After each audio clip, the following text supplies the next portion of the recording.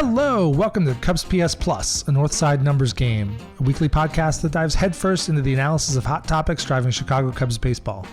I'm your host, Mike Waller, a lifelong Cub fan, full-time baseball stat nerd, and sometime youth baseball coach. Thanks for being here today. I know you have a lot of choices.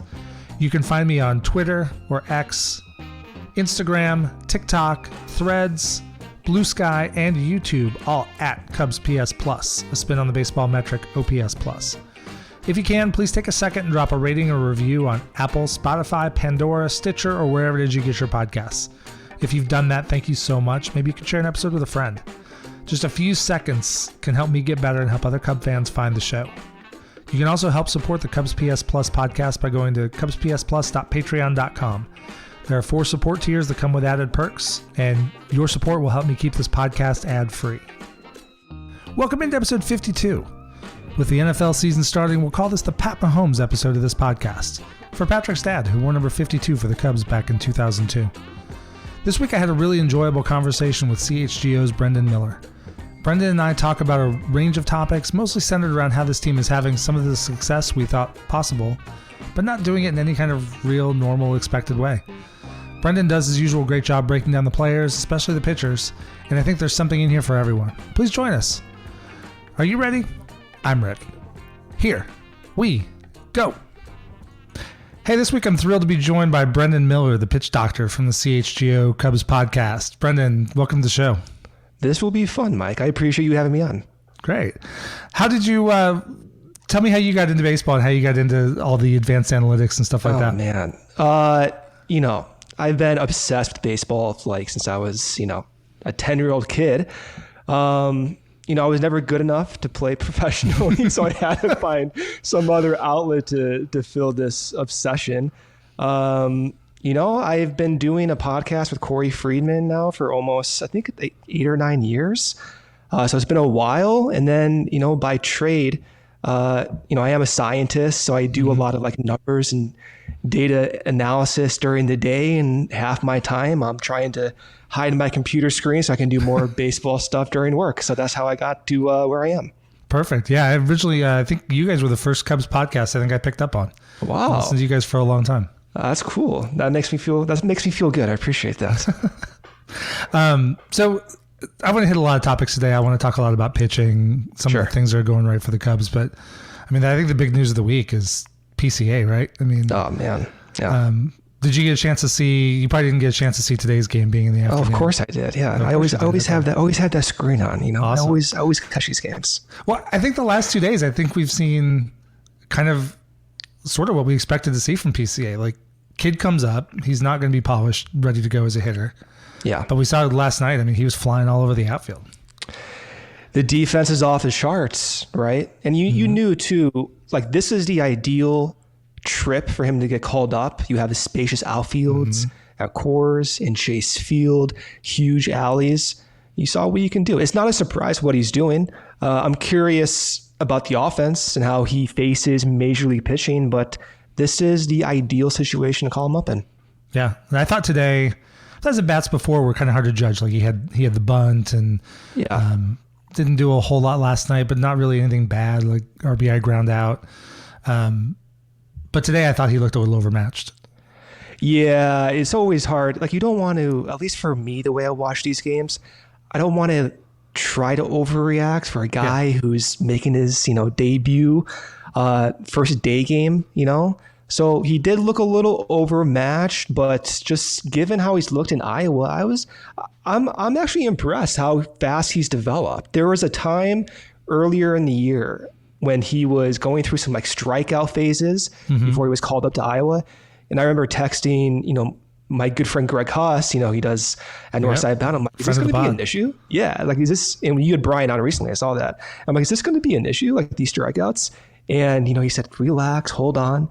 And PCA did, to his credit, adjust strikeout rate, went down to around 20% before getting called up to Iowa. And even in Iowa, his overall contact rate was around 76%, which I think is fine for a young guy developing. Yeah, I agree. And I think one thing that I think we all have to keep in mind, it's been, 7 plate appearances maybe at this point. Yeah. Everybody has those adjustments, but I remember I know there have been some comparisons between him and Javi, right? Because they're the young, exciting, just balls to the wall, go full speed all the time. High energy guys. Yeah. Yep. Yeah. And I remember Javi would, every time he got promoted, he would crash for maybe a month, and then he'd figure it out, and then he'd blast off to the next level and repeat. And I think Pete's done the same thing, but looking back through, his adjustment periods were not that long. They're not. Earlier in the year, I thought, man, it'd be cool to have PCA get called up in September, but I was being greedy. Like, I didn't genuinely think he would advance this fast, given some of the past injuries, given his still relative newness to the organization. I thought he had to go through a lot of adjustment phases. And if you look at how PCA approaches his at-bats now versus when he just got acquired from the Mets, he looks very different. Like different batting mechanics. Like you're, a baseball coach, you can get into this more than I can, but he just looks different. And I still think he needs to adjust and make more contact for someone who has that power profile, which is not quite high. But when I see guys adjust like this, it makes me believe that they can do it. They're not a finished product. They still have to adjust, but they're showing the signs that they can do it. Yes. Well, I think the big balance for David Ross at this point now is going to be, he's talked about this isn't development time, and he's right. I know that.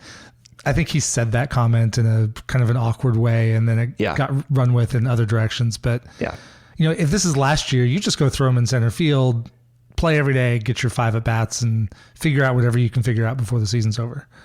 But they're going to have to run balance, like they pinch hit for him late today because he didn't look great, and they need to get some scoring in. And there are going to be times where Mike Tauchman probably is going to give you a better at bat than PCA.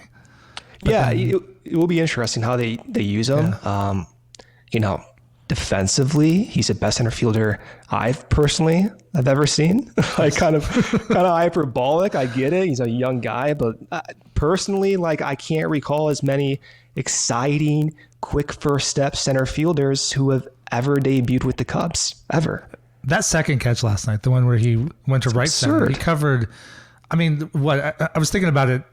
If that was a Wrigley Field equivalent, he's like starting in left center and going to where Seiya stands all the time. I mean, he's ending up on Sheffield Avenue, if that's the Wrigley equivalent. He's going straight through the ivy on the streets. And he just did the most casual slide with the little backhand grab and pop that thing up and throw it in. He's got that attitude. He's got that fearless attitude. I think over the next 3 years, him, Nico, Dansby, these guys are just that ultra intense competitors in their own unique ways, but just having that energy is going to be so fun to watch. I cannot wait to see those 3 guys for the next 4 years. And it's amazing. Like they all do it in such different ways. Like PCA does all the right things, but he's also very flashy. And Nico's a little more flashy than Dansby, but you had a tweet this weekend, and I was at the Labor Day Giants game, so being able to sit third base side, we had a great view of Dansby. He made that sliding play up the middle. His footwork and his hands are just perfect all the time. Dude, it's unreal. I can watch him take fielding practice for like hours. Like the way, because when I used to play, in the infield, like there are times where you kind of come up on the ball a little bit like too fast, anticipation. And he is just so intentional with like his hands, his glove placement. It's not moving. There's zero hesitation at all times, no matter if the ball takes an uncomfortable hop, whether it's a routine play, and his momentum is always going to first base. It's remarkable how he makes it look so easy. Yeah, you tweeted about one of those this week. It's one of those plays where, as a fan, you just watch it. It doesn't really look like much, but you zoom in on it. It was a bit of a short. It was not a short hop, but it was not a long hop either. He was kind of caught in between. And he just made it look effortless. Yeah, he has like these videos of him around Washington when he was with Atlanta, and you have those pregame drills and all that. But like you can tell when you watch him practice and those drills, the glove is not moving. Like he's almost like a Gold Glove, like first baseman in terms of like picking the ball, but at shortstop, and that's very difficult to do with the variety of different hops and ground balls you get. And I remember hearing when the Cubs signed him, I'd seen him in Atlanta, and he made some amazing plays in the playoffs, but I didn't follow him closely. Yeah. Hearing that like the arm strength was probably the weakness. And I kind of see it, but I also see how he totally makes it irrelevant. Yeah, so there was that one play too. He's wearing the City Connectors. He's probably the Saturday game. And he makes a backhand play, and he rifles one over there from deep in a shortstop hole with pretty good arm strength, where his release is like well over the top. I'm like, oh, that's interesting. And that may have been the hardest throw he's had all year. There are times where, and I know Statcast tries to like actually quantify arm strength, but there are times where I think his throws might be misclassified as higher effort throws, when in reality, he's just so good with his momentum and his footwork. He doesn't need to actually exhibit like high intensity throws. I think the arm strength is there is what I'm trying to say, but he doesn't need to use it all the time. That may be true as well. And he definitely gets the ball out fast. You can tell if there's a fast runner, even if he's in the hole, it may not look like the hardest throw, but that's out of his hands in like milliseconds. I mean, the release is unbelievable. The footwork is unbelievable. He's a treat to watch. Like, honest to God, he's a treat to watch. I cannot get enough Dansby Swanson defensive highlights. I grew up on Ryan Sandberg and Dunston, so. Yeah, everyone keeps telling me, go watch Dunston. I'm trying to find videos of him, but I can't find them. It's really hard. And if you find him, you're going to see 6 ground balls go between his legs, and then is that what it was like? Plays. At times, yeah, he would miss the easy plays, but then he would just make just ridiculous, like deep in the hole, jump up, throw it like a laser beam to first base. And how does he compare to Javi's defense? Javi's better. Sean Dunston was really flashy. At least that's my memory. Like, he would make the big plays that would make your eyes pop out of your head, and then maybe not so good on the other stuff. But like, he would cover a ton of ground on pop ups, and it was great. But between him and Sandberg was, again, not really flashy, but he did the little things right all the time. I mean, I'm a sucker for all of it. I'm a sucker for the flashiness, for the like routine, like no showboating, whatever you want to call it. I'm a sucker for all of it. Any good defensive infielder, I just love watching. Yeah. So for this whole team, so we talked about the call-ups a little bit, but like on the whole, I am at this point, this series was frustrating, obviously, but I predicted 83 wins, and I thought I was being optimistic before the season started. I'm just thrilled to be mid-September and have the Cubs sitting in playoff position with what looks like, barring a total collapse, every game they play is going to matter basically down to the end of the season. Yeah. I thought, like you, 83, 84 wins. The way the season shaped up was not how I thought they would get there, if that makes sense. It's been a bizarre season. Yeah, like I thought if they were to get to this point they're currently at, I thought it would be a little bit more like well-rounded. Like, I thought Cody Bellinger would be a good producer, but not to this extent, where the offense, when he's on the field, is among the best in the league. I thought the pitching, the back end of the rotation would be a little bit more rounded in depth, and it kind of is with Assad, but I thought maybe more contributions from like Wisniewski, more contributions from Smiley. We're not getting that. We're getting the extreme ends with Jordan Wicks producing, getting the extreme ends even with Assad, and the extreme ends in my mind with Kyle Hendricks. So the way they're going about getting these wins in the forms of extreme performances, in my mind, from Wicks, from Assad, from Hendricks, who has a capsular tear, from Cody Bellinger being a top producer, different than how I imagined it. But at the same time, I'm not surprised. Like in baseball, this tends to happen where you get these guys who have particular ceilings, and they may reach those ceilings. For the Cubs, they've been fortunate. A lot of those guys have reached those ceilings.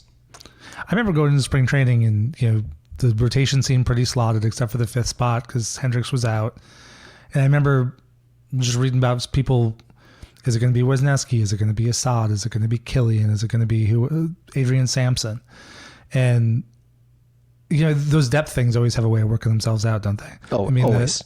The Cubs, it feels like the Cubs have had a good, solid 3 starters the entire season. Like, Stroh was great until he wasn't. Taillon was terrible until he wasn't. And then now that Taillon and Smiley have dropped off again, it's Hendricks and Wicks and Assad picking up the slack, and kind of the one constant's been Justin Steele. That's another extreme, right? Like the way that I thought the season would go with Steele, I thought he'd be I thought he'd be one of the top guys in the rotation. The fastball is just played up insanely that he's able to go through the lineup so many times with that fastball. Stroman, the injury, in my mind, I didn't anticipate the fall off in the second half like that. But when I was saying like the depth is there. If you think about it, having the guys come up and having Assad and Wicks, it is there. It's just the way they're going about doing it is a little bit surprising, but also a testament to how the Cubs have developed many guys, and even their older dudes, if you want to call them that, including like Hendricks, and even still, like, maybe we can get into it, but the Taillon stuff, he has not been good this year, but he's still at times making it work, at least eating innings, even though he has a lot of work to do. Like it's been a process for the entire coaching staff.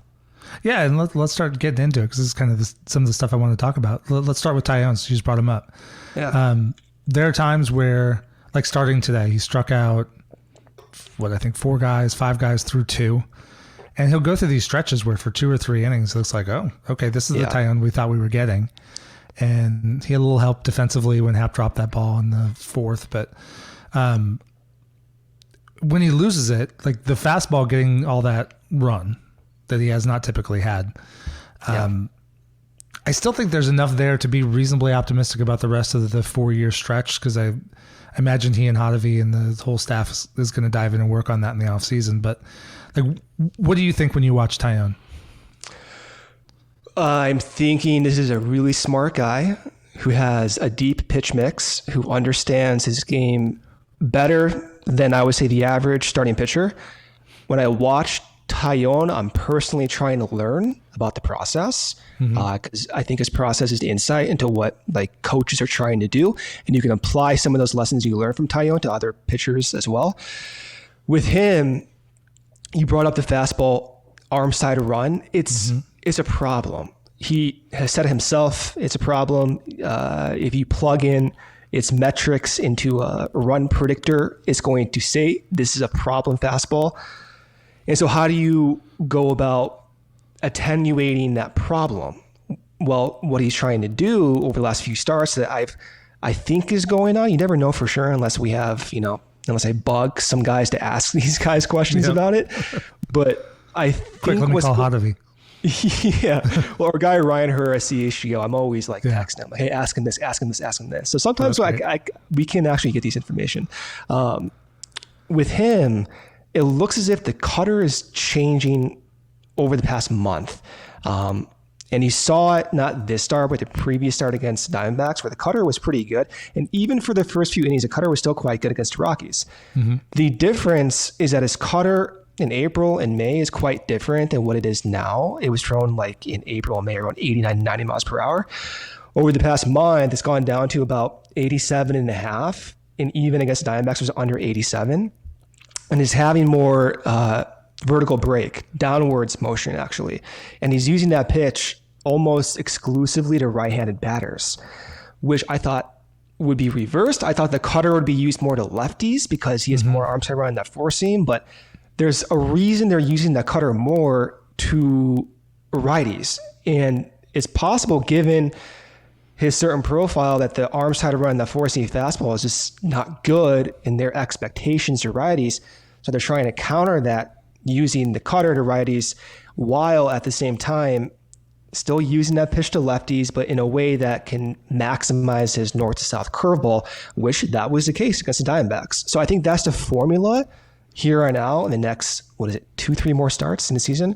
Probably, yeah. So I think it's possible he can be that guy we saw in Arizona.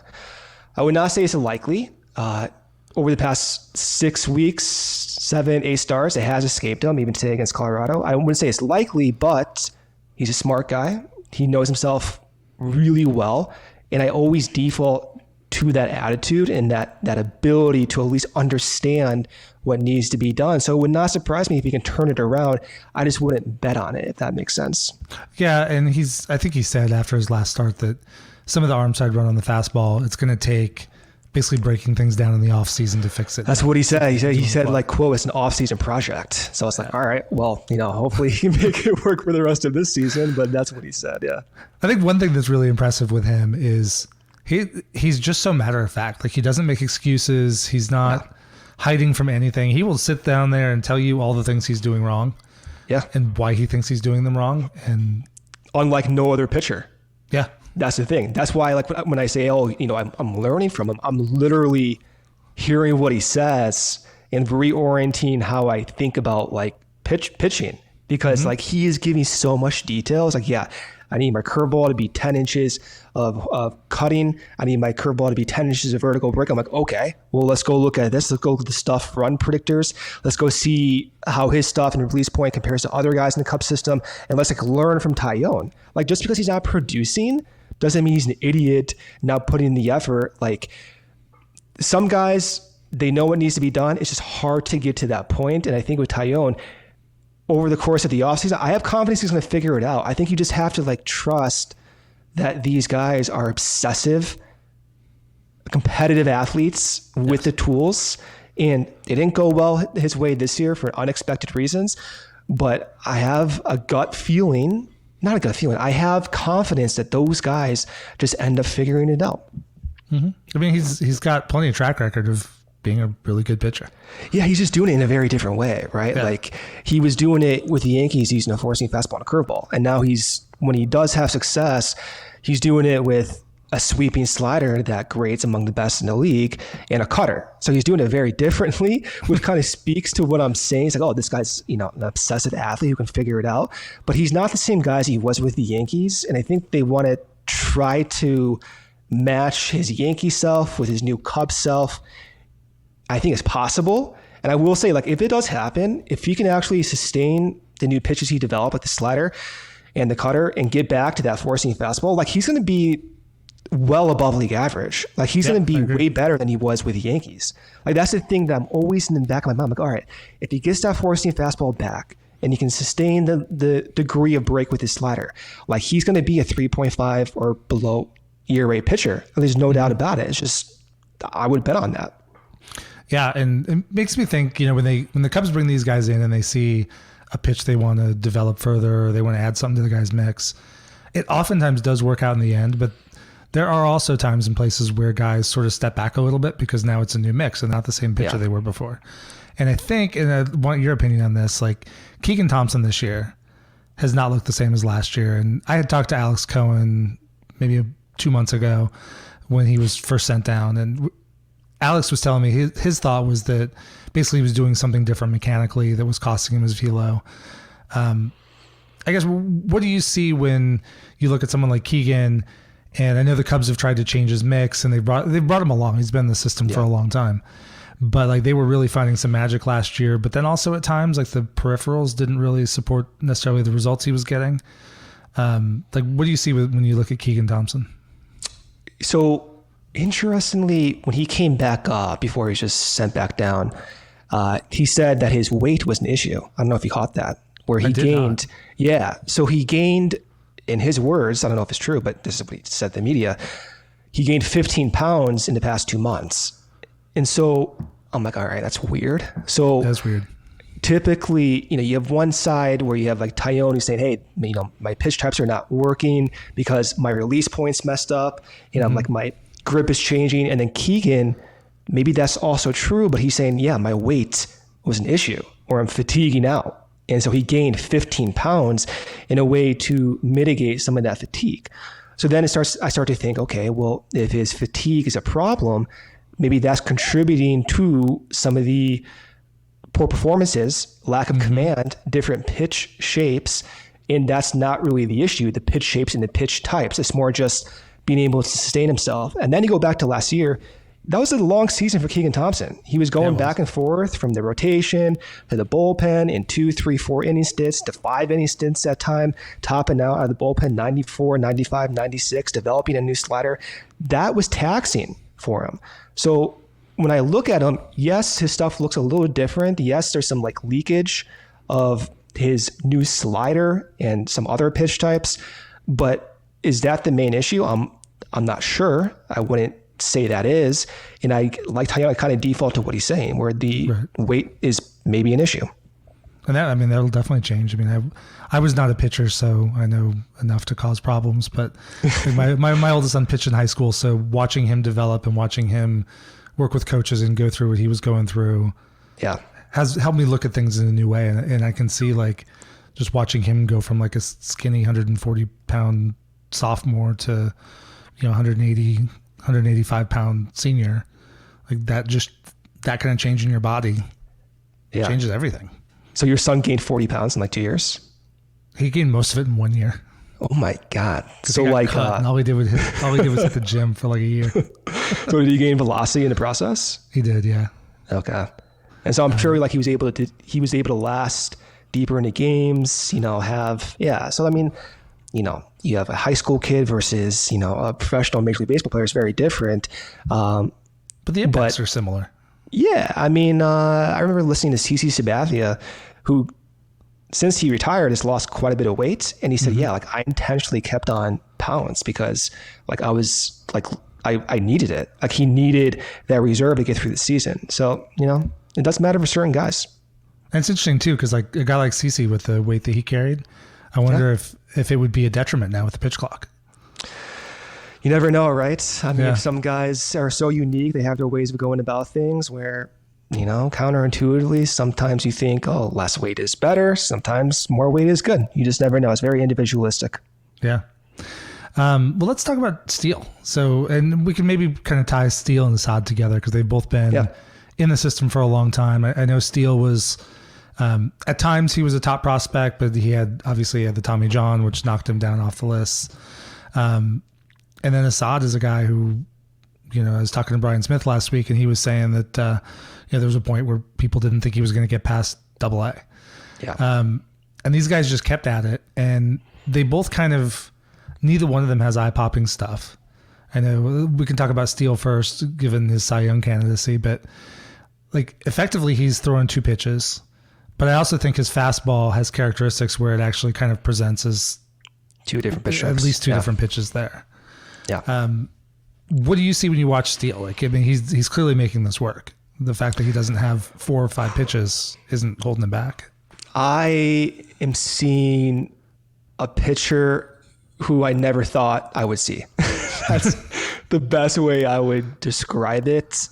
In 2021, when he was pitching, at the time it was out of the bullpen, out of the rotation, but there was a point in September 2021, and he started throwing sinkers about once every 4 pitches. And, he doesn't throw that pitch anymore. So he started throwing sinkers once every 4 pitches. He talked in that same time period, I don't know like which exact month or whatever, but he was talking about how he's developing a curveball. He had a slider. He showcased it. Brian Smith talked about how he developed it in the Arizona Fall League in 2018. But in 2021, he was experimenting with a sinker and a changeup and a curveball. Fast forward 2 years later, and now he's a Cy Young candidate in a completely different fashion. And it's not even like that 2-year window where dramatic changes have occurred. It's as recent as last June, where dramatic changes also occurred as well. And then in June of last year, you could very easily see his fastball shape starting to shift to more cutting action. And that became his dominant fastball type, where now his fastball is thrown with a way that generates more spin-based cutting action in a unique way where it's also not dropping down, but sustaining its carry, throwing 92, 93, 94 miles per hour. And no pitcher in Major League Baseball can do that as often as he can. The only similar guy with his numbers is Clayton Kershaw. But Kershaw has only thrown 4-seam fastballs like 400 times this year. And he's actually relied more so on a legitimate cutter than he has in years past. So Steele is really the only pitcher of his kind. And he developed in a way that I never saw coming, because as recently as 2 years ago, he was trying a sinker. And that could not be more opposite than the pitcher we're seeing today. It's amazing watching him just go. I mean, you're right. He's throwing 92, 93, maybe hitting 94. Yeah. And he's just gassing guys up with a high fastball. It's crazy. And, he was talking to, a lot of the guys at CHGO over the offseason about like what the change was last year. And you can point back to like when John Lester said, hey, go down in with your fastball. And I think, he said that was a big deal for him. But I think in general, it was really that cutting fastball that made the difference, where he went to that exclusively. And in a way where if he did try to go down and in with his fastball, if he missed up and away to right-handed batters, which you actually see quite often, he does miss. But the pitch is so good, he gets away with it. His stuff is so good, he gets away with it.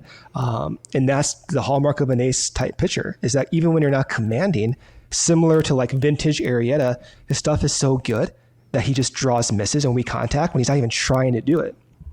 And I remember, I think you guys had Tommy Hotovy on. Was it the end of last year? Maybe the off season? The off season, yeah. And he was talking about Steele. I remember Hotovy talking about the good misses. Just missing in ways that don't wind up in the seats.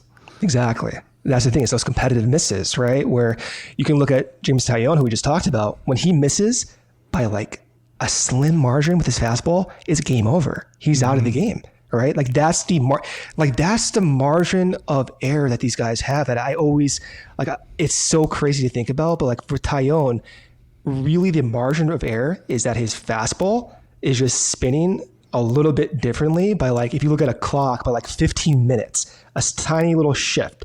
And that's the difference of making in free agency terms, like 70 million to like making like 15, 20 million. It's just a little marginal difference like that. So, if you can expand that margin of error, which is what Steele is doing with his fastball, then you are more likely to have success and last longer. And for Steele, because he has that margin of error, I'm way more confident now than I ever have been watching him develop. Yeah, I remember watching him come on last year, and I didn't know if it was just different. Like, would it hold up? And then he started this year, and like it looks good. And I've been really impressed too. Obviously, he's tied to Lester from their conversation last year, and they've got some similarities. But that dog in him, how many times this year has he gotten? There's a walk, or he hits somebody, or a couple guys get a hit, and then that's it. He just buckles down and gets through it. Yeah, and that's like those intangibles. The way that I kind of think about like the intangibles is like the ability to take a high stress moment and stay within your routine and not let those high stress moments kind of bring you outside of your routine, outside of like your like brain processes. And I think Steele, you see that like even when the leverage is high, 6th inning, 7th inning, bases are loaded, he's not feeling his best as he maybe did earlier in the game. He can still maximize what he has, stay within himself, even though it may not be his optimal self, but in a way that's still able to get outs. And that's what you saw with Lester for many years. That's what you saw with Kyle Hendricks at his best. That's what you saw with a lot of these veteran Cubs pitchers over the years. It's fun to watch. It is. We're very lucky. We're very lucky to have Justin Steele on this team.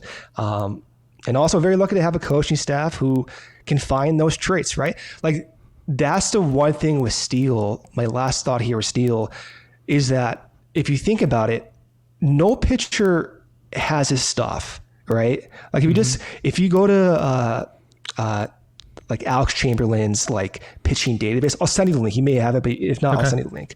But if you just filter by vertical break, velocity, and horizontal break, no one has his fastball, right? Again, Kershaw's the only guy who has maybe a similar fastball.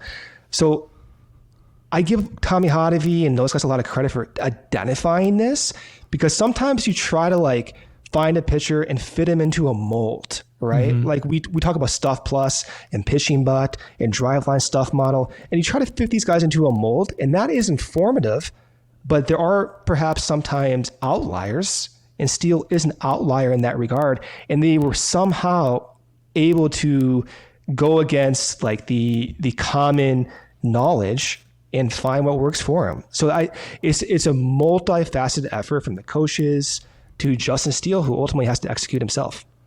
Yeah. Well, it's fun to watch this development because now, I mean, on the one hand, you've got Steele, who's been in the organization a long time. You've got, if we back up to, say, 2019, the Cubs were full of Kyle Hendricks was always the best example. But you had Alec Mills, and they wound up picking up Zach Davies in the Yu Darvish trade. And like at some point, they were all throwing like 88 miles an hour, all relying on changeups. And there's so much more versatility now, and it seems like they're willing to go find something weird, go find something different, go find like Mark Leiter's a good example. So he's a guy who bounced around, sort of a starter sometimes, kind of okay, and they realized he's got that split. So let's just use the hell out of the split. Just use that split, yeah, and that split is unique. I was talking to a pitching coach about this. I'm like, tell me what you think about Mark Leiter, and he goes back in, he looks at like the slow-mo video of his grip. And Mark Leiter has a unique split grip, where it's a four-seam split grip. And by metrics alone, although a splitter is hard to project, but like it shouldn't have as much success as it does. Like you wouldn't teach Mark Leiter's splitter to someone developing the pitch. And so to your point, it's weird. And he was just DFA'd Leiter last offseason, right? Yeah. So like, of course, maybe they thought they could bring him back, and ultimately they did. But that's still an inherent risk the moment you say goodbye for at least 10 days. One thing about podcasting is I'm very recorded on the record is not really believing in Leiter until after the first month of this season.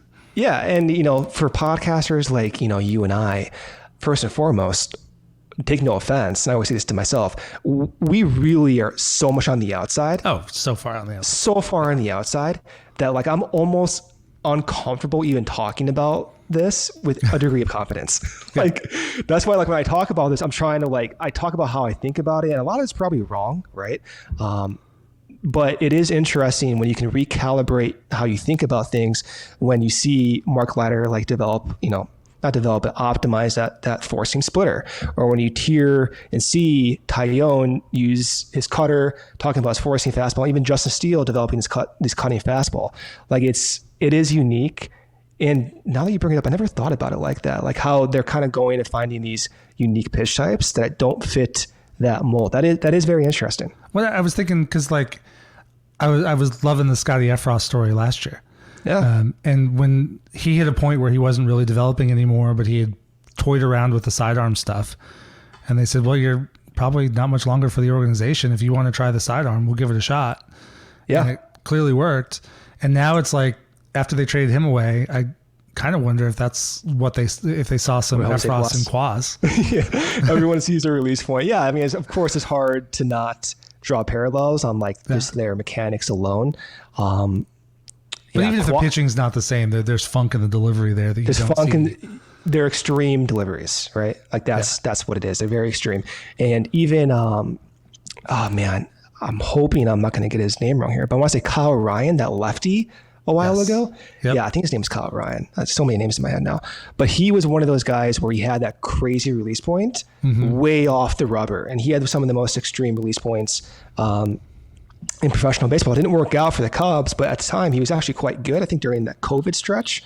He was, yep. Yeah. And so he had a good run with the Twins too, I think maybe before the Cubs picked him up. Did he? Yeah. So, I mean, maybe it was after, I can't remember. Yeah. It's like that whole entire era sometimes is a blur for me. But if you look at Cuas, the parallels in the mechanics and the release point, where they differ is that Scott Efros' slider is like a genuinely insane pitch, like generating like 18 inches of horizontal break. For Cuas, he did just add a new slider. I don't know if you saw that, but I did. I like that graphic you put together. That was really cool. Thank you. I appreciate that. So we're working on a story actually, and we talked to Cuas. It's not, I have to write it and everything, but we asked him, hey, did you develop a new slider? And he said, yeah, I developed a new slider. So now it's moving from 3 inches of horizontal break to 10 inches of horizontal break. And that's kind of where it is, between like 9 to 12, maybe 13 inches. So it's not near the Scott Efros, like 17, 18, 19, 20 plus at times. But they are different in the way they approach at bats. They have different fastball shapes. They have different abilities, maybe to get opposite handedness out. So it will be interesting. I think with Cuas, he is a project. Like, it's unclear if he can have sustained success in the next 3 weeks. But he's interesting. You have to take those risks at time. Well, and he's had flashes where he's looked really, really good. But also you add a pitch like that with that kind of movement, and that's why we see slider go in the left-hand batter's box sometimes. And sometimes you lose that confidence too. Like in his last outing in Colorado, he threw, I think, 19 pitches, only one slider. Just was throwing fastballs. It's like, oh man, like I'm watching that and I'm like bracing for impact. Even though he got those first 2 outs, I'm like, oh geez, just please God, give me one out. And yeah, somebody just get under one and pop it up. Didn't happen though. Nope. So going through there, and I think they've shown that with the bullpen. So I know coming into the season, I was starting to feel really good about over the last, really since Breslow came in, they've done a really good job with bullpens. They found guys off the scrap heap. They haven't, up until now, they haven't had a lot of young arms coming up through the system. But they go find Andrew Chafin. They go find Chris Martin. They go find David Robertson last year. And I think this year, like the one that really popped to me when the Cubs claimed Merryweather last year in December, like you just saw his stuff and like they're going to do something cool with that, and it's either going to flame out horrifically and he won't make it through spring training, or he's going to be really good.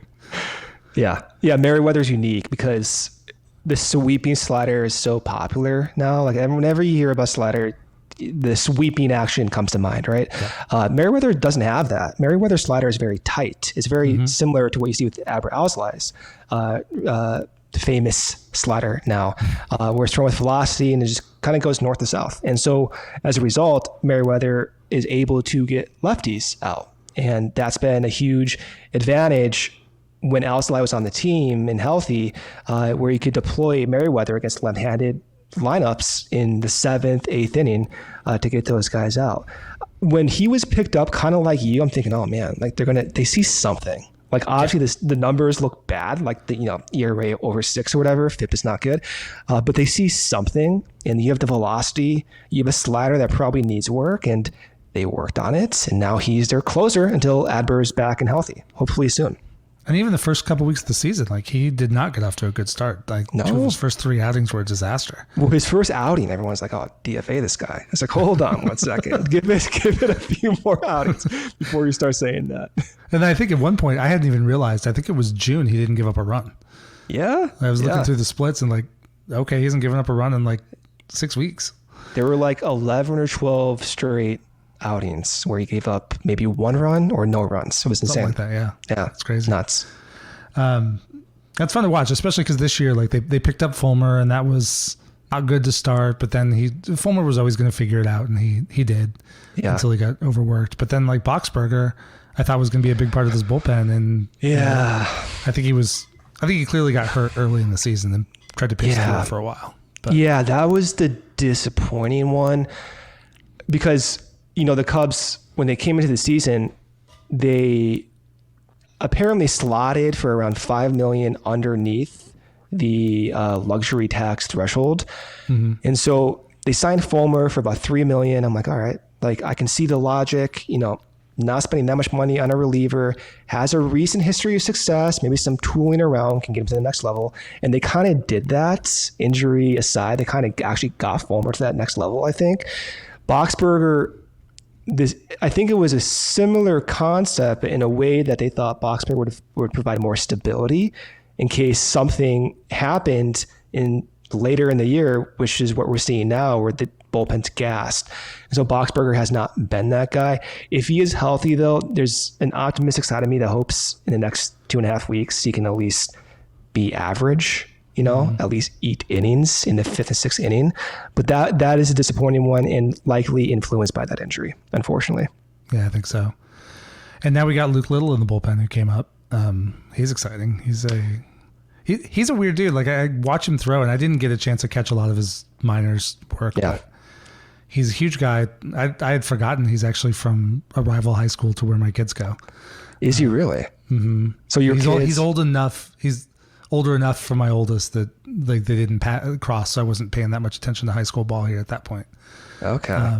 But he's from Charlotte, which is where I am, and you watch him throw, and obviously a huge dude.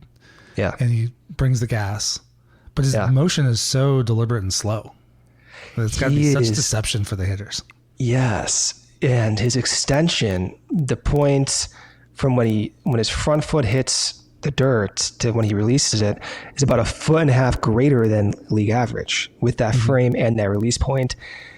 And he said he changed his slider, since being drafted by the Cubs. And that slider now has about 17 inches of horizontal break. And I just mentioned Scott Efros, about 10 minutes ago, having around 18 inches. So different release points. Scott Efros a little bit more horizontal break on his peak sliders. But Little also has that heavy sweeping action from that unique release point. And he has 97 miles per hour to pair it with. The problem with Little is that the consistency of the feel comes and goes, right? So his walk rate in AAA, I think, was like 5.5 batters per 9. Sounds right. Yeah. Yeah, too high. And you even can see that being a problem, perhaps in the big leagues. I thought we would see Little more over the past week, but given some of the situations where he was not in, my thinking is the Cubs coaches don't quite trust him yet to have that consistent command. And that's the problem you have with these young pitchers who are also developing new pitches. Well, that's, I think, been a challenge. One thing I've talked a lot about, and that you guys have as well, but Ross has had his circle of trust of about 4 guys, plus maybe Cuas. But now Alzolay's on the shelf. Fulmer was down for a while. Leiter's split's not moving the way it was earlier in the season, largely probably due to overwork. I've been talking about wanting to expand that circle of trust, get more guys in the mix. And then they just keep playing 5-4, 3-2, 1-0 games. And that's a good point. I get frustrated with Ross sometimes, but I know exactly why he's doing it. Like, he wants to win these games. He's here. No doubt. And there's 2 ways I think about the Ross stuff. Like, you can get into the fine nitpicky details of like, I wish they took Cuas out earlier than they did in Colorado. And I even said that, in the moment and everything. But like, you take a step back, and the circle of trust is a group of pitchers who most of us did not anticipate would be in a circle this year, right? So in one sense, we can criticize some of the decisions, but ultimately where I fall back on is I'm quite happy with the performance Ross has done in the bullpen, where you have cohesion with Tommy Hotovy and the front office and the scouts and getting to the point where you're actually experimenting with Cuas in higher leverage to enter that circle of trust. And for 13 innings, he provided top-notch value, right? Yes. Like his ERA in like 13, I think he only gave like 1 or 2 runs, whatever it was. So in a way, I understand what Ross is doing, but taking a step back and looking at how he managed the bullpen in April, May, June, when you had Fulmer not at his best, when you had Boxberger go down, when you're dealing with Merryweather's brief, rough start, ultimately he gave them the opportunities. He capitalized on when they started to peak, and he put them in situations where he actually got the most value out of those guys, right? So I do give him credit for the cohesion and the way that the coaching staff and the players and he himself went about this. And if you had told me before, like halfway through spring training, that the Cubs would be at this point in the season with getting virtually nothing from Brad Boxberger, Keegan Thompson, and Brandon Hughes, I'd be shocked. Yeah. Like, I think that's going to be a disaster of a bullpen. And to be fair, like, I'm hoping that's not a disaster in the next 2 weeks here, given some like the outside injuries. But like, I thought, okay, Brandon Hughes is going to be a 50 inning plus guy this year. I thought at the very least, if Boxberger's not, a back end bullpen guy, he's at least going to get innings, like 40, 50 innings, has not done that. Sixth, go get a couple innings when they're up or down. And he hasn't done that either. So if you were to have told me, and going back to our earlier point to start the podcast, like the way they got to this point, like it's an extreme version of what I ever thought. It's quite insane when you think about the path to get to this point. When wasn't Daniel Palencia started this season as a starting pitcher? Yeah, he flew through the system too, and they said, you know what, we're just going to make you into a reliever and see what you got and push you in 10th inning situations in a playoff race. It's insane. It's literally insane. He makes his major league debut in that extra inning game against Milwaukee. I mean, it kind of points to like some underlying concerns and problems with the bullpen and injuries and all that. Sure. But like, it is crazy that this is happening. Yeah. Well, I do want to talk about Assad a little bit. So he's a guy that, like, we've talked about Merryweather and some of these guys with unique, weird pitches, or now we're finally starting to see velocity in the bullpen, which is nice. It's no longer just the teams we're playing against that bring out these 98s throughout the end of a game. But like, I watch Assad and I don't know, he looks like that kind of chunky, nerdy kid and doesn't look like he'd be that great. His stuff doesn't pop and he just gets guys out. I know he was a little rough his last start. That's probably his worst start of the season. Didn't have his command, but it's also Coors Field. So there's a factor there, and he's allowed to have a bad one. But like, what do you see with Assad? That's true. He's not. Yeah, Assad is interesting. I like the deep pitch mix, 5-6 pitch types he can lean on. I like that a lot, actually. He does not grade well by like stuff graders, which, you know, these stuff models have gotten a lot of attention and they deserve a lot of attention. They are very good. You know, the limitation I see with the stuff models and like stuff plus like Saris's model, like I went to grad school with the dude who made it, Max. Like we were in the same class together. And so, and now he works for the Astros, but like, what I wish we had was a better public like repository of how these models work. They work well on predicting the similar type pitchers. They do not work well on predicting the outliers, which is kind of how these machine learning models work. And so when I'm looking at stuff grades, the first thing I think of, generally speaking, is like, all right, well, does this guy fit in the normal distribution of pitchers? Or does this guy fall outside that normal distribution? And if so, what is the likelihood that this stuff grade that I'm seeing is not representative of like reality? Mm-hmm. And so when I look at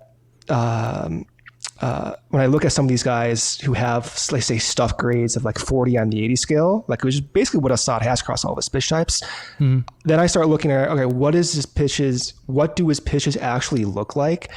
And if you look at his sinker has more induced vertical break than about 90% of sinkers, which is not good by stuff models because the amount of dropping action tends to be more predictive for preventing runs. So you would think sinker that has more ride to it is not good, but in his sense, it's been good for him. Cutter is the same thing. His cutter tends to have more ride on it than most cutters, and you would think that would not be good, but for him, it has been good. The velocity is about normal, 92, 93, 94, 95 at times, nothing that the below batters away with, but he makes it work. So part of me wants to believe he can be a consistent contributor, and I think where I fall back on is I think he can be, while considering some of the limitations of the stuff models. But at the same time, he would be having success in ways that pitchers don't have success in. Mm-hmm. And the Cubs have had success with those pitchers and Steele and Leiter, as what we talked about. But there's still a degree of discomfort knowing that he'd be doing it in a way that we just don't typically see. Yeah. So I'm curious about it. I'm optimistic. I like the deep pitch mix, but I always think, okay, if he has success, he'd be among the first to do it in this fashion. I'm always amazed with, like, he's not a guy who's going to go through 7 innings of like a perfect game. Like, there are always guys on the bases. There are a lot of balls in play, walk a couple guys. But he always seems to get so much weak contact when he needs to. And I also wonder if maybe he's a guy who is frankly better on the Cubs than he would be other places because of Dansby and Horner. Defense, I mean, they just hoover those balls up and it's turn two, get him out of double play. It's a beautiful thing. It's a beautiful thing. It's going to get better with PCA in there consistently. Well, and that's one of the things I thought too earlier in the season with Stroman, like all the talk of the opt out, and we'll see what he does. I think I'd be surprised if he opts out, but I can see the argument to still do it. Yeah, same. But I think he's a guy who I think probably recognizes with his infield defense behind him, he's probably, maybe Chicago maybe isn't the literal number one place for him, but there aren't many teams that are going to take that ground ball profile. and convert it as much as the Cubs will? I think, it's a conversation to be had maybe in the offseason, but I think I would imagine he's going to opt in. I think he has enough confidence in himself that he can be healthy next year and then get a bigger sum of money by having like a prove it type year, accepting the $21.5 million and playing in front of this defense. I think he would like that idea. And I think he might think he can make more money that direction. So I think he does opt in. That would be my guess. Yeah, I would agree. That's the way I'm leaning too. Yeah. So the other thing I want to get into is we're finally seeing young pitchers come up. For the whole Theo era, we got like 3 guys were truly homegrown. 0 pitchers, like 0. But like I was looking through rosters the other day. I did a comparison to 2016 to 2019 to today, and looking really at young players as a whole. And obviously the 2016 team, you can sort of count Hendricks because he was in the Cubs minor league system for a couple of years before he came up. But otherwise it was all hitters. And then there were maybe like 2 guys, I think, blanking on who the second one was. It's a relief pitcher in 2019. But like now they've had like 11 homegrown guys pitch for them this year. And doing it in ways where they're starting games with Justin Steele and ending games with Javier Assad, which are 2 Theo guys, ironically enough, right? Yes. but to also the new front office's credit and Dan Cantrovitz and scouting department, like they went out and traded for Daniel Palencia and able to move him through the system relatively fast and have at least eating innings as soon as this year from a recent trade they made. It is a beautiful sight to see pitching. That's what I will say. It was a rude awakening in 2018 when you hear around the league that the Cubs are behind. It didn't align with my belief of Theo Epstein's front office. We just won the World Series. You're in a state of denial. And I think as fans, we could kind of sense it. Like we could see, why do the Dodgers have 8 100-mile-per-hour guys? And we have a bunch of 90, 92-mile-per-hour guys. Something doesn't seem right here. Yes. And they rectified it. It took them a little bit of time to do it. It got kind of muddied with COVID and having to cut scouting personnel and that 5-round draft in 2020. But they're doing it. And they're also able to not just like draft and identify talent through their scouting department, but there's a different side to it where now they're going back and optimizing guys they already had in their system, like Steele and Alzolay. Like the thing with those 2 guys is they are not the same pitchers that they were 3 years ago. In some sense, Steele not the same guy as he was in May of 2022. In adverse sense, completely different pitcher than he was in 2019 when he debuted as well. So you have the scouting side, and then you have the actual like coaching side, and they've been able to mirror those 2 together and also boost both those areas of the organization to respectable heights. Well, I think it's fun to watch. I mean, obviously, we've seen Cade Horton fly through. He's going to be something else, man. He is. But Jordan Wicks, he moved pretty quickly through the system. I don't think they rushed him, but like you watch him pitch now, and he just walks out there and looks like he belongs. Calm, collected. It's got that veteran Grizzly sense to him. Yeah, man. Beautiful. It's been impressive to watch. Like he'll get in jams or he'll fall behind a hitter. He just battles back like he's done it a million times at this level. I love Jordan Wicks. I love, like my ideal baseball game is to win 10-0 and have 0 stress. My worst possible fan experience is like how those playoff close games, like how like a game 7, thank God they won game 7 of the World Series, by the way, or we would not be doing this podcast. I promise you that. Like those are my nightmares. So whenever you have like Jordan Wicks and those types of pitchers who come in, command well, have multiple pitch types that can get opposite handedness out. I love those guys. Like maybe he may not have like the 9+ K per 9 ceiling. He may not have that Cade Horton ceiling, but you know what? He has that middle to perhaps top of the rotation ceiling if he has elite command to get there. And regardless, the floor is quite high. I think with Jordan Wicks, great changeup, good fastball. Like Taillon, he has the ability to understand his areas of weakness. Very cerebral guy, hard worker, and has had success early on. And I think the one thing that really stood out to me is I like the stuff. I've liked watching him pitch, but that first outing gives up a bomb, gives up a walk and a hard hit single. And right back at it. And like, how many guys would just, even if they become a good pitcher and they're fine, like, you're not surviving that outing. No. And he just gets 15 straight guys out. I would have a panic attack on the mound if that happened to me. And then the next, what is he? He struck out, I think, I forgot what it was, but maybe like 5 of 6 or something. Yeah, like that 5 of 6, and like sporting like beautiful changeups, like nonstop. That's you really can't stress that more. Having a guy with that type of like mental fortitude and being able to stay within himself, even when things are getting a little testy at times. Yeah, when it goes back in the offseason, like when Wilson Contreras moved on, I don't know enough to know how good Wilson Contreras is at the game planning stuff, but you see consistently with Tommy Hotovy and Yan Gomes, I think Miguel Amaya is good at it, at least by reputation, where like Wicks was trying to build off the fastball. And that first outing, he didn't have the fastball. Yes. And so they just came together and said, you know what? Just forget the fastball. Just use other stuff. Yeah. And just adjust on the fly. And they do a great job of that. Yeah, I'm glad you brought that up because that's something I saw too. I'm like, when I saw the fastball not there, I'm like, oh boy, this is not good. But Amaya caught him that start. And which I think was smart because he caught him a bunch at Iowa. Which is very smart because number one, he knows him, like you said, but number two, Amaya's caught Hendricks like every start. So outside of that recent Kyle Hendricks start, I think it was basically every start. And Kyle Hendricks calls his own pitches, right? So, in a way, Amaya is able to learn from Kyle Hendricks like every 5th day.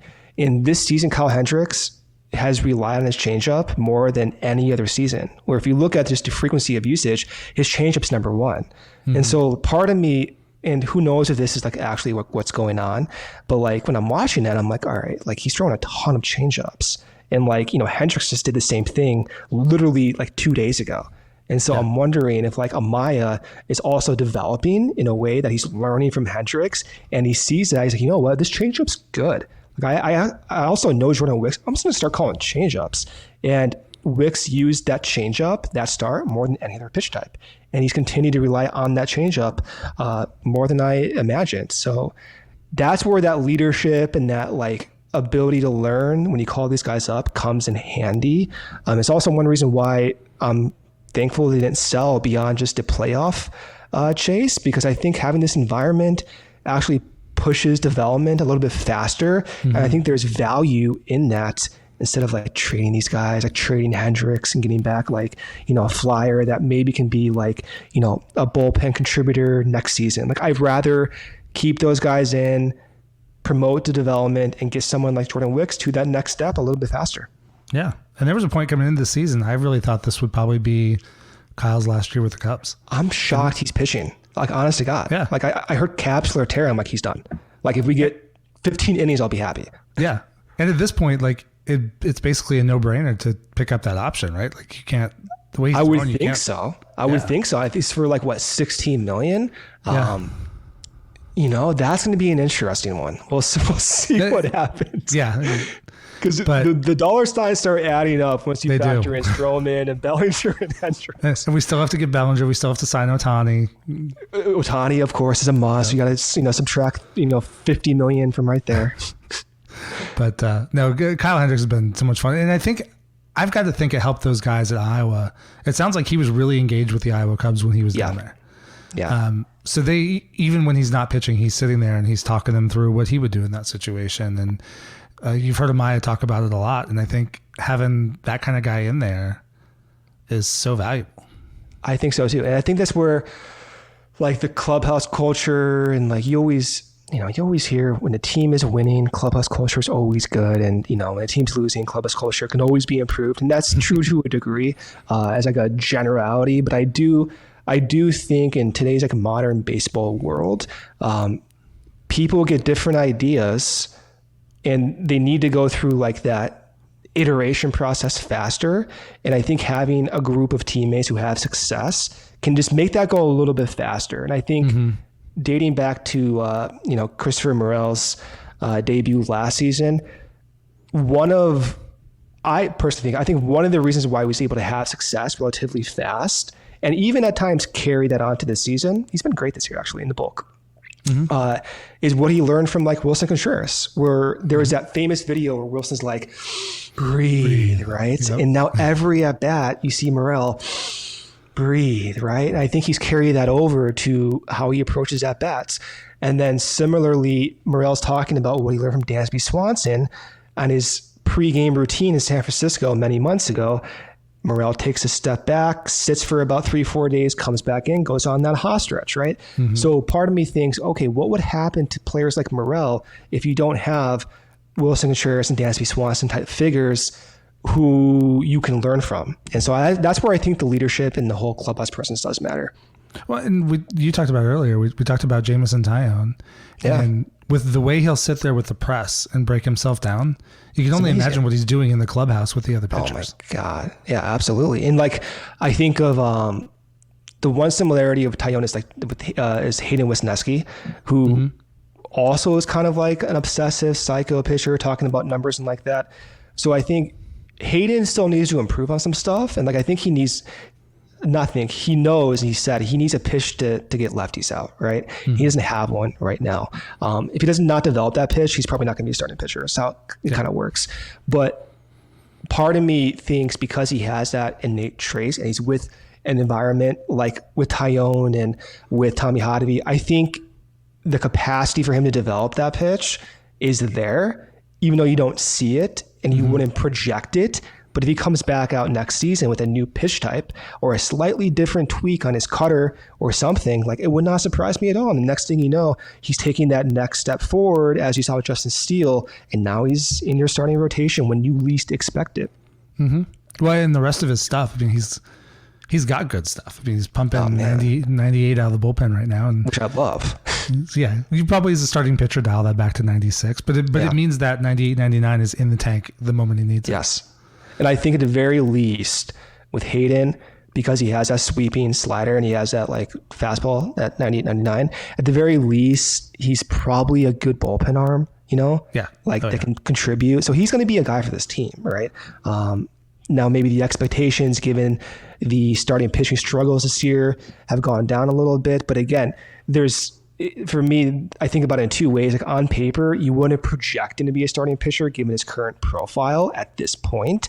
But there's a different side where it's like, okay, he has this ability, he has this obsessiveness. What is the likelihood he can actually flip the script and develop that pitch type? And I also think you have to consider that it is not unrealistic to think he could do it. Yeah, I agree. Well, one last oddity I want to talk with you about is Yan Gomes. Okay. So today he came up late, hit what could have been a sac fly, but they decided not to push it. But I've been looking at his numbers this year, and for his career, he's been in the league a long time.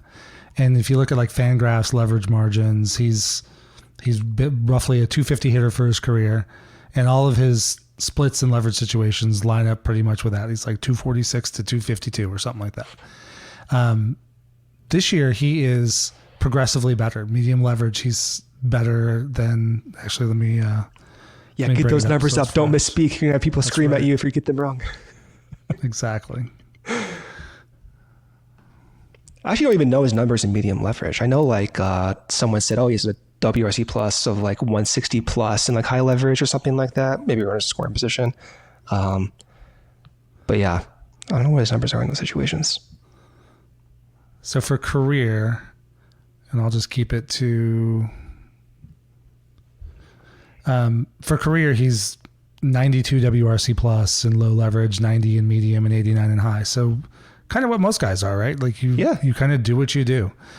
And if we flip it to 2023, he's a 66 WRC plus in low leverage, which is not what it is, 66. Yes. 121 in medium leverage and 183 in high. Is it 183? Yes. That's absurd. His That's K double rate, that. That's triple that. His K rate in low leverage is 22%, going down to 16.7, going down to 8.3. Wait, that's not sustainable. 8.3. 8.3. That's absurd. Yes. That's absurd. I mean, his slash line is 452, 472, 581 in high leverage. Yeah, that's insane. That's I don't know how to like, explain that. That's just one of those fluke things that happens in like a magic year, I guess. I guess, right? I'd be curious if someone ends up talking about Jan. I'm like, and ask them what's going on here? Because that's like when I see extremes like that, of course it looks fluky, but that is such an extreme, an 8% K rates and WRC plus of like almost like threefold from low leverage to high leverage. Part of me wants to believe that's not like totally like 100% fluky. And I actually would imagine that's not the case. I think maybe there's some like approach change, or maybe, I don't know. Someone has to ask Jan Gomes about that. That's insane. Yeah. I mean, the sample size isn't huge. He's got 31 plate appearances in high leverage, but like his low leverage is 185 plate appearances and his medium leverage is 122. Yeah. So that 122 is a pretty solid sample. Well, so I'm looking at, my Fangraphs page here. So with runners on base, his K rate is 14%. So, what is this? Yeah, I think that's what it is. Now I can't see my computer, but it's around, 14, 15%. So something in his mind is like, okay, time to make contact. There's men on base, time to make contact. So that might be an approach change, right? That'd be worth like asking him about, seeing what's going on. Yeah. Get Ryan on that one. Yeah, I'll text him right now. He's probably sick of my texts. So, I guess as we head into the home stretch, we got 15 games left. What are you looking for? What do you think they're going to be able to pull off here?